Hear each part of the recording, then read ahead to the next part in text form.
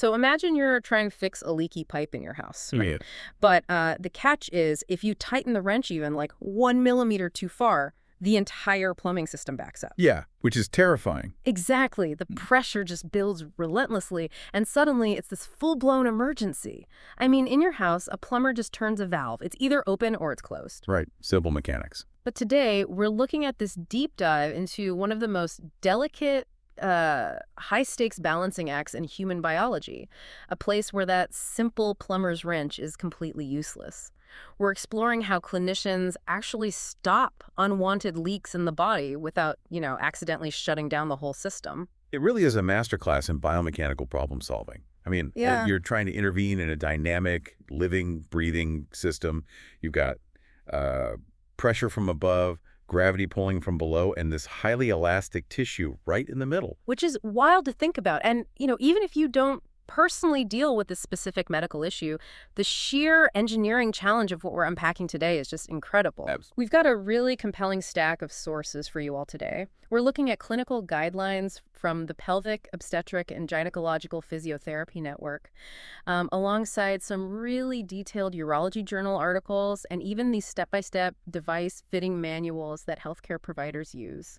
And our main mission here for this deep dive is to understand the art and the science of how clinicians safely fit an incontinence pessary. Because the core challenge, the real trick here, is curing stress urinary incontinence, stopping that leak, without pushing the patient into a super painful condition called urinary retention. Right, right. Now, when a lot of people hear the word pessary, they usually they associate it with pelvic organ prolapse, like a structural support device for organs that have physically, shifted downward. Yeah, that's the most common association. Right. But our focus today is entirely on incontinence. And while pessaries are this primary non-surgical treatment for prolapse, using them for stress urinary incontinence is just a completely different biomechanical goal. Well, with prolapse, a clinician is essentially building a shelf, right? Just to hold the tissue up. But with incontinence, they're trying to stabilize a highly specific, very delicate valve system, specifically the bladder neck and the urethra. Okay, that makes sense. And looking at the sources, they outline this really surprising baseline expectation for the patient. A perfectly fitted pessary actually shouldn't be felt by the patient at all. Yeah, not even a little bit. The texts compare it to a correctly placed tampon. If it's sitting in that exact right anatomical pocket, your brain just filters out the sensation entirely. Which is a remarkable feat of medical design, especially when you consider all the physical forces that the device has to withstand every single day. Right. But, before a clinician can even select a device off the shelf, they have to prove that a physical obstruction is actually the solution to the problem. They really have to understand the specific physics of the patient's leak. So let's actually break down those physics, because the sources keep referring to stress urinary incontinence, or SUI. What is the actual mechanism causing the leak in those moments? I mean, the text mentions interabdominal pressure, but how does that physically play out? Okay, so think of your torso as a sealed canister, and the top of that canister is your diaphragm. When you cough or sneeze or even just laugh really hard, that diaphragm violently thrusts downward. Like a piston. Exactly like a piston. It creates this literal physical shock wave that travels right through your abdominal cavity. And that shock wave hits the organs, including the bladder, and just squeezes it rapidly. Wow, okay, so a cough physically punches the bladder from the outside. Yes, and normally the urethra has enough structural support, enough muscle tone to stay clamped shut against that sudden pressure spike. But if the pelvic floor tissue surrounding the urethra have weakened, which can be due to childbirth or genetics or hormonal changes, then the urethra basically loses its backboard. Oh, I see. Yeah, so the shockwave just overcomes the valve and urine escapes. So knowing that mechanism, the clinician has to run a test to see if external structural support will actually fix it. The urology texts detail this diagnostic tool called the Marshall-Marchetti test, or sometimes they call it the modified Mayo test. Right, and the setup for this is super specific. The patient is asked to stand up, and this is crucial. They must arrive at the clinic with a totally full bladder. Then the clinician asks them to cough forcefully. And if short spurts of urine escape at the exact same time as each cough, that confirms the physical symptom of SUI. Exactly. It confirms the leak is stress-induced. Now, I noticed that clinical rule about the full bladder. That is a massive departure from how doctors treat prolapse, right? The manuals state that fitting a prolapse pessary requires an empty bladder so they can see the true resting state of the organs. So why force the incontinence patient to sit there with a painfully full bladder? Think about it like this. You can't stress test a car's suspension by just looking at it while it's parked in an empty garage. Oh, right. You have to drive it. Yeah, you have to load it with weight and drive it over a huge pothole. The full bladder provides that necessary weight and fluid volume. You have to accurately replicate the severe physical stress that actually causes the patient's symptoms in their everyday life. Otherwise, the diagnostic test is entirely useless. That makes total sense. Okay, so the patient coughs, the bladder leaks, the symptom is confirmed. But the second part of this Marshall-Margetti test is what really blew my mind. The doctor literally uses their own hands to prove the mechanism of the leak in real time. Yes, this is a really fascinating part. The clinician places 2 fingers into the vagina, and they position 1 finger on each side of the urethra. They're targeting this very specific spot called the urethrovesical junction. That's the exact point where the bladder funnels into the urethra, right? Correct.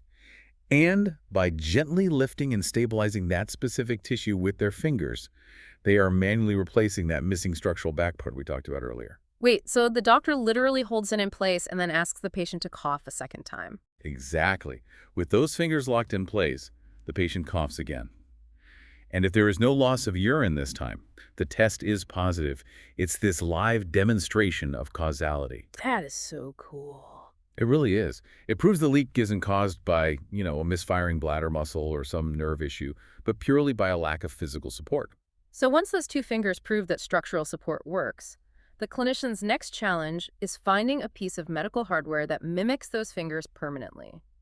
The manuals highlight a bunch of shapes like cubes and dishes, but they heavily emphasize one specific device for this: the incontinence ring. Yeah, the incontinence ring. It's usually made of this very flexible medical-grade silicone. It looks just like a standard circular ring, but on one side of the perimeter, there's this distinct, solid, rounded protrusion. Clinicians call it the knob. Okay, so the ring part sits deep in the vaginal canal to stabilize the base of the bladder, but what is that knob actually doing? The anatomy here is highly strategic. The knob is designed to rest directly behind the symphysis pubis, which is your pubic bone, and the pubic bone acts as this rigid anchor. Right, because it doesn't move. Exactly. So by resting against that firm bone, the knob projects outward and provides this highly targeted, localized pressure right against the urethra. Okay, I think I see the mechanics here. I was thinking about it like putting your thumb on a running garden hose. No, that's a perfect way to look at it. Right. If you have a slow leak in the hose, you want to press your thumb down just gently enough to increase the resistance and stop the drip. And if you press your thumb down too hard, you kink the hose completely and absolutely no water gets through, even when you want it to. That is exactly it. The pubic bone is the ground, the urethra is the hose, and the knob of the pessary is your thumb. The entire clinical skill lies in finding the exact right size of the thumb. Because it has to be perfect. It has to be. The device must provide just enough closure pressure to withstand the force of a sneeze, but not so much that it crushes the urethra shut permanently. And according to the training manuals, finding that perfect size is an incredibly difficult process. It's not like you can just take a tape measure, read a number, and pull the correct box off a shelf. The guidelines tell clinicians to actually prepare the patient for a whole process of trial and error. It says it takes an average of 2 to 3 separate fittings to get the size right. Yeah, because you're dealing with a dynamic environment. Vaginal tissue stretches, it relaxes, it shifts around. The clinician usually starts by using their fingers during the exam to estimate the distance between the posterior fornix, which is the deepest pocket of the vagina, and the pubic bone, just to get a baseline measurement. But getting the device into that space requires a lot of practical, tactile skill. I mean, I was reading the physical dimensions in the manuals, and some of these silicone rings can be up to 130 millimeters in diameter. That is a massive piece of hardware to insert into a delicate, sensitive area. It sounds huge, but flexibility is their primary tool here. Clinicians will take this large circular silicone ring and physically fold it directly in half, like a taco. Or they'll twist it into this tight figure-8 configuration. Okay, yeah, that makes sense. That would drastically reduce the physical footprint of the device for insertion. Exactly. And the clinical guides even suggest this thermodynamic trick, which I found fascinating. If the medical-grade silicone is just too stiff to fold comfortably, providers will literally run the pessary under warm water for a minute or two. Yeah, that's a great little pro tip they use. Right.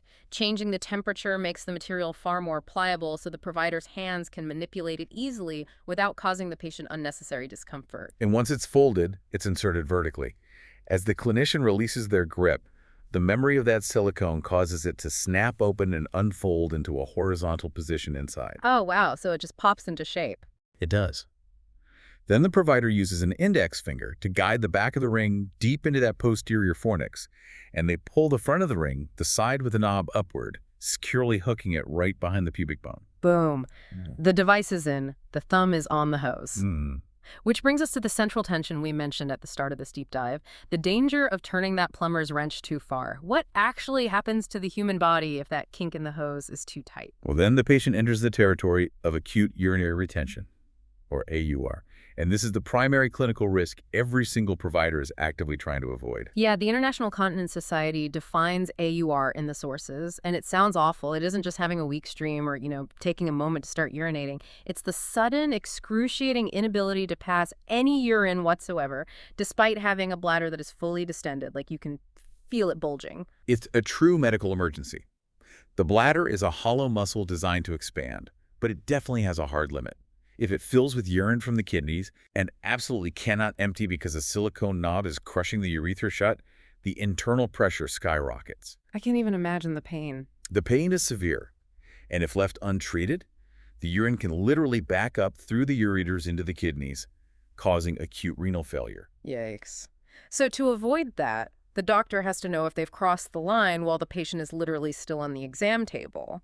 And the sources emphasize this physical check called the finger sweep. Right. Once the pessary unfolds and settles into place, the clinician must be able to easily sweep one index finger entirely around the circumference of it. They have to feel the space between the silicone device and the vaginal wall. Now, let me push back on this logic for a second, because if the patient came in because things are loose and leaking, wouldn't a snug, extremely tight fit be objectively better? I mean, it would absolutely guarantee the leak stops, and it ensures the device won't shift or fall out when the patient goes for a jog. It's a fair question, and from a purely structural standpoint, tighter seems safer.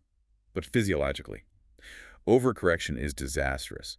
If there is no space between the device and the tissue, like if the clinician's finger gets stuck during that sweep, you aren't just risking urinary retention. You are actively cutting off the microcirculation of the vaginal wall. Oh, so the blood flow literally gets trapped. Exactly. The vaginal walls are lined with delicate mucosa. If a piece of semi-rigid silicone presses relentlessly against that tissue with zero give, it starves the local cells of oxygen. And this rapidly leads to pressure necrosis, which is the actual death of the tissue and these incredibly painful ulcerations. Okay, so too tight means tissue death and blocked plumbing. Not good. But what happens if the clinician overcompensates and goes too loose? Well, then the finger sweep will feel cavernous. A loose device will simply rotate out of position the second the patient moves, which renders the pressure knob entirely useless. Or worse, it just falls out completely on the walk to the car. It really is the ultimate Goldilocks scenario. And doing a finger sweep while the patient is lying flat on an exam table is one thing, but, human beings walk around. Gravity exists. So the sources outline this rigorous physical gauntlet the patient must run right there in the clinic room to test the fit. Oh yeah. They don't just fit you and say goodbye. The clinician will ask you to stand up. They will ask you to deeply squat, to bear down forcefully. Like having a bowel movement. Exactly. To cough violently. And to basically pace aggressively around the exam room. And through all of those extreme shifts in intra-abdominal pressure, the patient must not feel the device at all, and it cannot slip out of place. Right. But even if it passes that whole physical gauntlet, there is still one absolute non-negotiable requirement before the patient is cleared to leave the office. The bathroom test. The bathroom test. The patient is sent to the clinic bathroom with the device fully locked into position. And remember, they arrived with a painfully full bladder specifically for this exact moment. This is the climax of the visit. It really is. All of the theoretical biomechanics we just talked about come down to what happens behind that bathroom door. If the patient sits down and can void easily, completely emptying their bladder, the clinician has successfully navigated the tightrope. The leak is cured, and the plumbing remains perfectly functional. But what if they sit there feeling the agonizing pressure of a full bladder and absolutely nothing happens? Then the protocol is immediate. The fitting has failed. Just like that. Just like that. The sources dictate that the clinician must immediately remove the device. There's no, waiting an hour to see if the body adjusts or the tissue relaxes. The device comes out, the clinician drops down to the next smaller size, and they start the entire rigorous process all over again. The hose is kinked, you have to swap out the thumb. Okay, let's say the patient passes the bathroom test. They emptied their bladder, the leaks are gone. The immediate danger of acute retention is solved. But looking at these clinical guidelines, the medical oversight actually intensifies at this point. It really does. Fitting the device is just day one. The vaginal ecosystem is incredibly sensitive to the introduction of any foreign object, so maintaining it safely requires a highly aggressive follow-up schedule. Yeah, I was shocked by this. I mean, if a doctor hands you a prescription for like a new blood pressure medication, they might tell you to come back in a month. But the training manuals for a new pessary state that the patient must return to the clinic within 24 hours for a full physical exam. The 24-hour mark is critical. They're looking for really subtle tissue damage. The clinician completely removes the device and meticulously inspects the vaginal vault under bright light. What exactly are they looking for so soon? They're looking for early signs of that pressure necrosis we mentioned, or tiny abrasions, or even an allergic reaction to the silicone. They have to guarantee that a device which felt totally comfortable at hour 1 isn't slowly starving the tissue of blood supply by hour 24. Wow. And if the 24-hour check is clear, the patient has to return again within 3 days for a second exam. And only if both of those visits show perfectly healthy tissue do they finally graduate to returning every 4 to 6 weeks. The sheer volume of clinical visits proves this absolutely isn't a set-it-and-forget-it intervention. Not at all. And the educational component here is vital. Patients have to be deeply engaged in monitoring their own body between these visits. They're given this strict list of red flags to watch for at home. The most terrifying red flag being any difficulty urinating. Even if the patient passed the bathroom test flawlessly in the clinic, subtle tissue swelling or just a microshift of the device over the first 48 hours could trigger a late onset of urinary retention. Exactly, which requires an immediate trip back to the clinic for removal. Patients are also taught to aggressively monitor for signs of infection or severe mucosal irritation. Yeah, the sources list things like yellow or green vaginal discharge, foul odors, or unexplained vaginal bleeding as absolute emergencies. Though it's worth noting, a slight increase in clear or white discharge is actually the body's natural, healthy response to a foreign object. It's just increasing local lubrication. Oh, that makes sense. Yeah. But change in color, odor, and especially bleeding, that indicates the cellular barrier of the tissue has been compromised. Now, speaking of compromised tissue, the guidelines dive really deep into the specific cellular challenges for postmenopausal women using these devices. The protocols actually often mandate the use of a topical vaginal estrogen cream in conjunction with the silicone ring. Why is that specifically required for this demographic? So, after menopause, the sharp drop in systemic estrogen causes vaginal tissues to undergo profound atrophy. The cellular layers become significantly thinner, they lose their deep elasticity, and they experience a drastic reduction in robust blood supply. So you have a demographic with paper-thin, super fragile tissue, and you're introducing this firm silicone ring that constantly rubs and presses against it 24 hours a day. Yes, it is a guaranteed recipe for severe friction, micro tears, and ulcerations. But by prescribing a localized vaginal estrogen cream, the clinician is essentially fertilizing the soil. I love that analogy. It's true. The topical estrogen acts directly on those local cells, literally forcing them to regenerate. It physically thickens the vaginal lining, increases the capillary blood flow, and restores that youthful elasticity to the mucosa. So you aren't just adjusting the hardware of the pessary. You are literally upgrading the software of the patient's own tissue so it can withstand the intervention. It creates this resilient environment where the silicone can rest without causing damage. It really is a phenomenal example of comprehensive pelvic care. You treat the physics of a leak with a device, and you treat the biology of the tissue with a hormone. This entire process, from understanding the shockwave of a cough, to finding the precise size of the thumb on the garden hose, to dodging the nightmare of urinary retention, it requires incredible patience. It demands a true willingness from both the doctor and patient to engage in trial and error. But when that balance is struck, clinicians can return a massive amount of freedom to a patient's life. They really do. The careful orchestration of that structural support, combined with rigorous functional testing, it allows patients to run, to jump, and to just live leak-free without constantly looking over their shoulder worried about the danger of retention. It's incredible. But there is one final concept hidden in these clinical sources that completely shifted the paradigm for me on how we view these devices. We've been looking at the pessary purely as a treatment to stop a leak today, but urologists also use them as a kind of diagnostic time machine for tomorrow. Oh yes, this is brilliant, because an incontinence ring physically elevates the bladder neck and supports the urethra in the exact same mechanical way that a permanent surgical sling would. Clinicians use a successful pessary fitting to basically predict the future. Wait, so if a patient wears a pessary for a month and it successfully stops the leaks during like a heavy workout without causing retention, the surgeon knows with high confidence that going under the knife will produce that exact same result. Exactly. It allows a patient to essentially test drive the biomechanical outcome of a major surgery before they ever have to make a permanent medical decision. If the pessary works flawlessly, the surgery will very likely work flawlessly. And on the flip side, if the pessary fails to stop the leak, or if it immediately triggers urinary retention in the clinic bathroom, the surgeon knows they need to completely rethink their surgical approach before they ever even make an incision. It is the ultimate bridge between non-invasive care and surgical precision. It really is. It turns out mastering the delicate balancing act of putting a thumb on a garden hose doesn't just keep the floor dry today.